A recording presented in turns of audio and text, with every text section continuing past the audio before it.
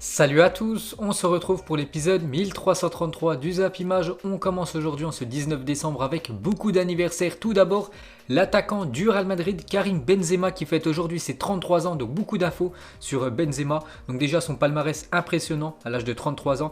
4 Ligues des Champions remportées, 4 Coupes du Monde des clubs, 3 Super Coupes d'Europe, 3 Ligas, 4 championnats français remportés, 352 buts en carrière, 4e meilleur buteur français de l'histoire du foot et le meilleur buteur français de l'histoire de la Ligue des Champions, Karim Benzema. Bon anniversaire à lui. On continue avec pas mal d'infos sur Benzema. Aucun joueur français n'a remporté plus de Ligue des Champions que Benzema dans l'histoire du foot.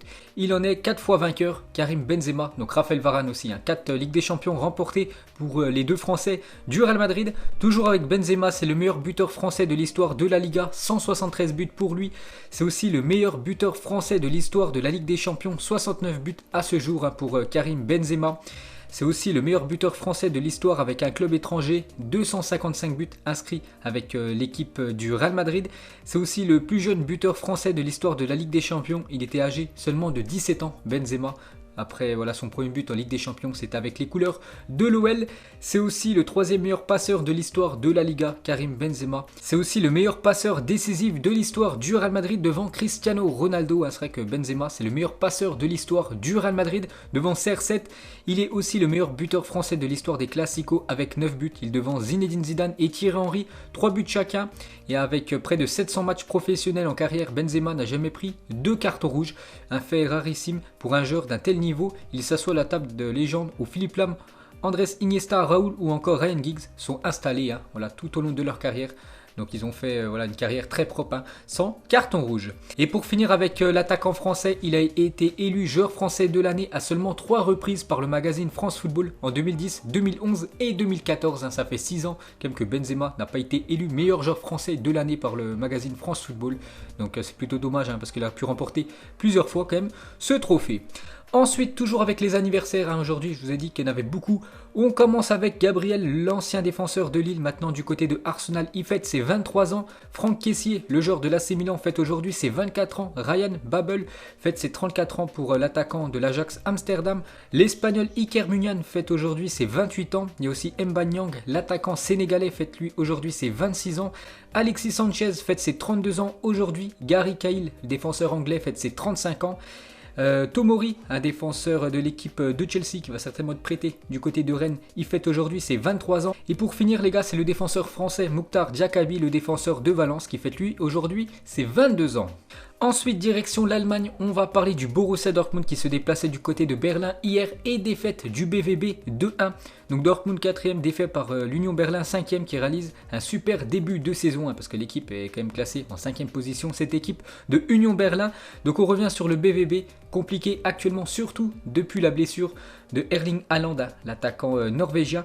Dortmund a gagné qu'un seul match sur ses 4 matchs de championnat depuis la blessure d'Erling Haaland, on peut dire.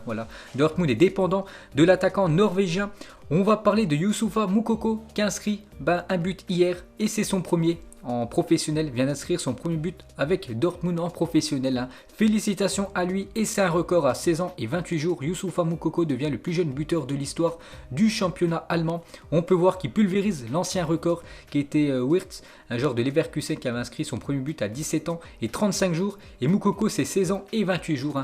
Une année de différence assez énorme, donc félicitations à l'attaquant allemand. Et toujours avec Youssoufa Moukoko, donc 16 ans et 28 jours, devient le deuxième plus jeune buteur de l'histoire dans les 5 grands championnats européens derrière l'Italien Armede, 15 ans et 287 jours avec l'AS Roma face à l'UCC le 9 mai 1937. Voilà pour vous dire que ça date quand même ce record. Donc félicitations à Youssoufa Moukoko. Ensuite toujours avec le Borussia Dortmund, donc hier on a appris qui a été élu meilleur joueur du mois de novembre dans le championnat allemand et c'est Erling Haaland est élu joueur du mois de novembre en Bundesliga. Félicitations à lui, donc actuellement blessé, il manque beaucoup à cette équipe, mais lors du mois de novembre les gars, il inscrit beaucoup de buts. Je me souviens, il avait inscrit un quadruplé lors d'un match, donc pour ceux qui jouent à FUT, vous pouvez récupérer sa magnifique carte POTM. Ensuite, direction l'Espagne, il y avait Bilbao hier qui recevait l'équipe de Huesca et c'est Bilbao qui s'est imposé 2-0. Donc Bilbao s'impose et prend du coup la 9e place du championnat espagnol. Ensuite, un petit coup d'œil au programme de la journée. Aujourd'hui, ça joue partout. Donc par exemple en Allemagne, belle affiche les gars. Le premier reçoit le deuxième, le Bayer Leverkusen reçoit le Bayern Munich, un énorme choc.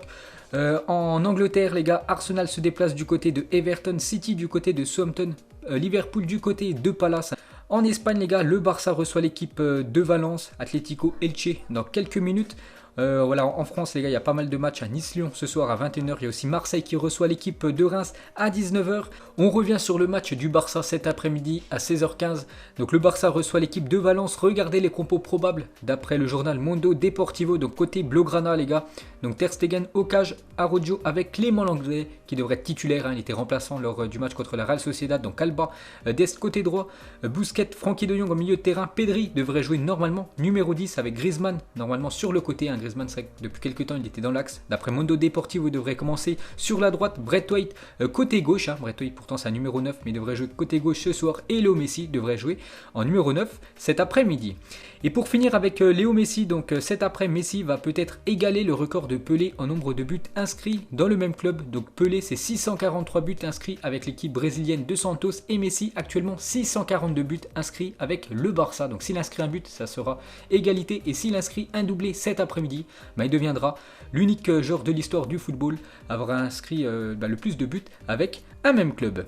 Et pour finir avec l'Argentin, donc cette équipe de Valence, c'est une équipe qui réussit plutôt bien à Lionel Messi. Donc il a marqué 28 buts lors de ses 30 derniers matchs contre Valence, bien sûr, vu qu'il rencontre souvent cette équipe de Valence. Donc le FC Barcelone compte 4 victoires consécutives au stade Camp Nou face à cet adversaire cet après-midi. Ensuite, on revient en France, on va parler de l'équipe de Lille. Lille demain, gros match contre l'équipe du Paris Saint-Germain.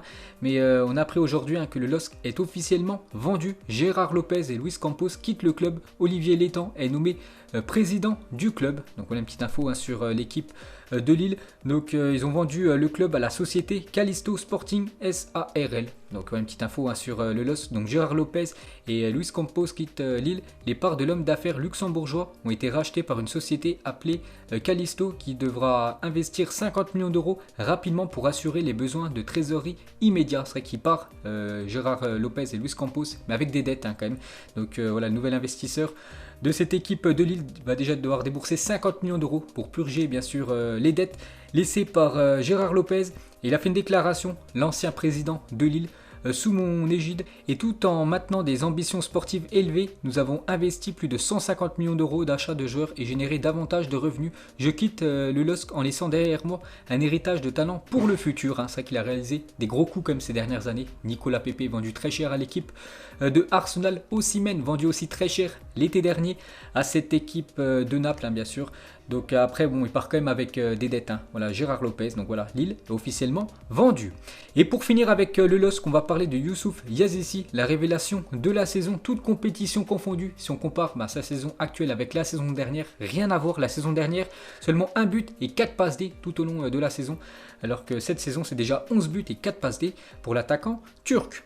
Ensuite officiel actuellement sur une série de 28 matchs sans victoire en Bundesliga, Schalke 04 vire son entraîneur Manuel Baum, c'est plutôt logique, 28 matchs quand même d'affilée sans gagner pour cette équipe de Schalke 04, l'une des plus riches du championnat allemand. Schalke 04 est dernier du classement, l'objectif du club cette saison, se maintenir, voilà, c'est quand même des ambitions très pauvres pour cette équipe de Schalke 04 normalement qui devrait au moins avoir en ambition de jouer l'Europe. Non, cette année les gars c'est de se maintenir. Donc cet après-midi ils jouent contre une équipe promue cette année. Peut-être ils vont casser cette mauvaise série. Donc du coup l'entraîneur a été viré et sera remplacé très prochainement.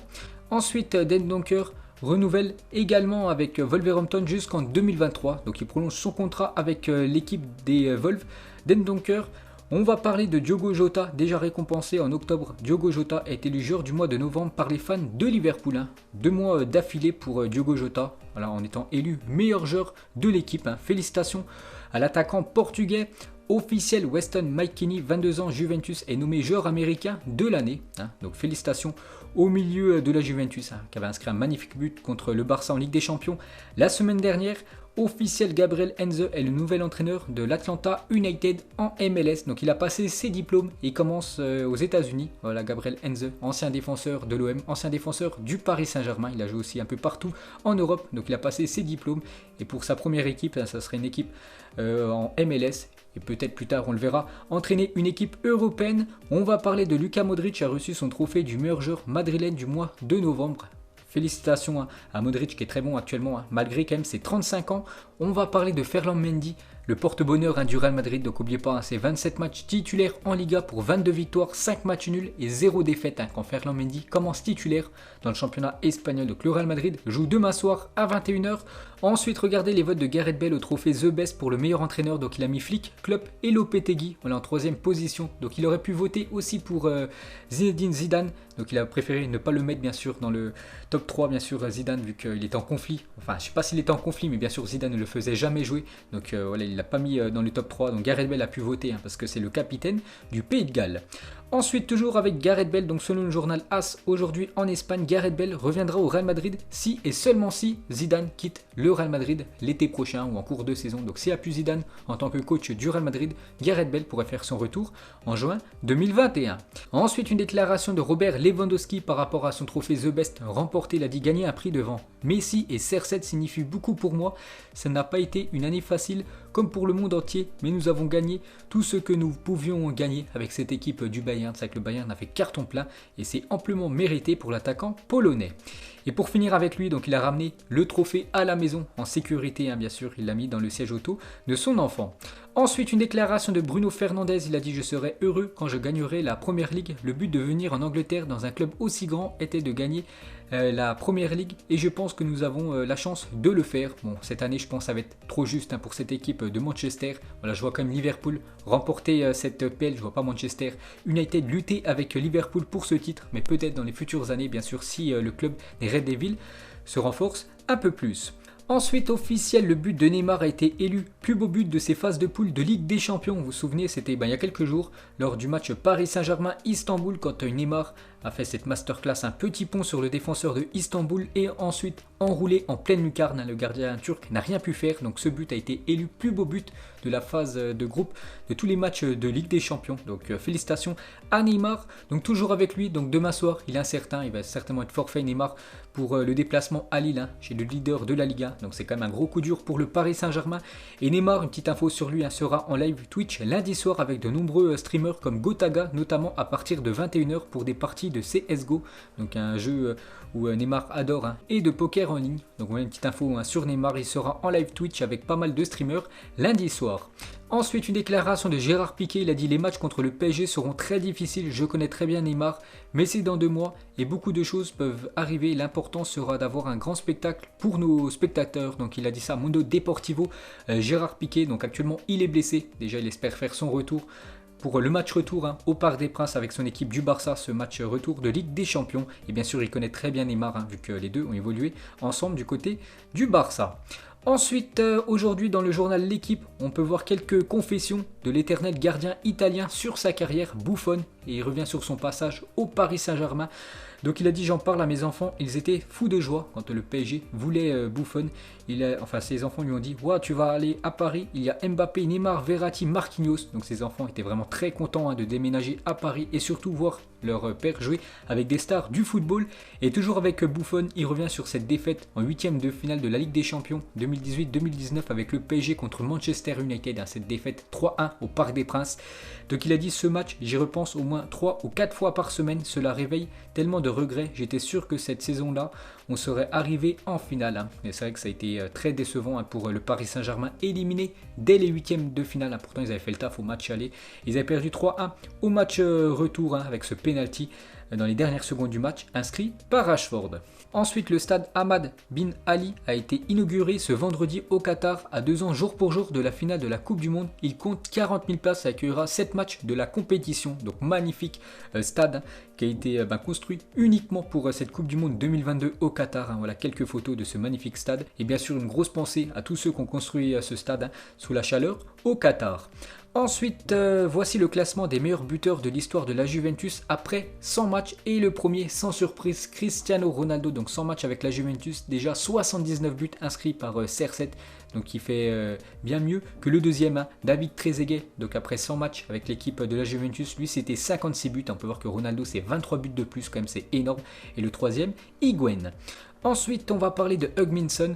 Donc il a remporté avant-hier le trophée Puskás du plus beau but de l'année. Donc sur cette année 2020, c'est 32 buts en 40 matchs. Il a fait son service militaire et a été désigné comme le meilleur élève de sa promotion. Hugminson a tout réussi en 2020. Vraiment un très bon joueur. C'est attaquant coréen.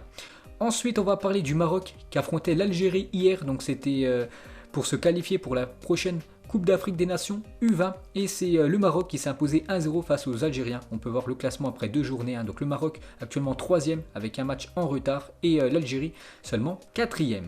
Ensuite, on va parler de l'équipe italienne de Palerme qui a accueilli du beau monde ces dernières années. On peut voir des grands joueurs maintenant dans des grands clubs, donc comme Dybala ou même Edinson Cavani. Donc cette équipe de Palerme actuellement en Série C. Mais c'est vrai qu'il y a quelques années, c'était en première division italienne, bien sûr en Serie A. Et pour finir avec cette équipe de Palerme, donc pour célébrer les 120 ans du club, Palerme a dévoilé son 3e maillot. Donc on a une petite photo de ce futur maillot de l'équipe italienne. Ensuite, regardez ce trio emblématique, légendaire de l'équipe de l'Inter Milan, Samuel Eto'o, Diego Milito et Schneider. Donc c'était en 2010, ces trois-là ont remporté la Ligue des Champions. Ils ont même fait le triplé avec l'équipe de l'Inter. Donc Ligue des Champions, Championnat et Coupe d'Italie. Donc voilà, Diego Milito, les gars, très grand attaquant lors de cette finale de la Ligue des Champions en 2010. Donc l'équipe de l'Inter s'imposait 2-0 contre le Bayern et c'est lui qui avait inscrit le doublé. Ensuite, une déclaration de Cassano, ancien joueur italien. Il a dit: j'étais le premier à massacrer De Ligt à ses débuts en Italie. Mais maintenant, je le dis clairement, à part le Real Madrid, aucun club n'a un défenseur central plus fort que lui actuellement. Donc quand il parle du Real Madrid, il parle bien sûr de Sergio Ramos. Et pour lui actuellement, c'est le 2e meilleur défenseur de la planète, derrière SR4. Et pour finir ce Zap Image, donc qui est le meilleur joueur allemand de l'histoire du football? Donc hier c'était pour le Brésil, j'ai vu beaucoup de R9.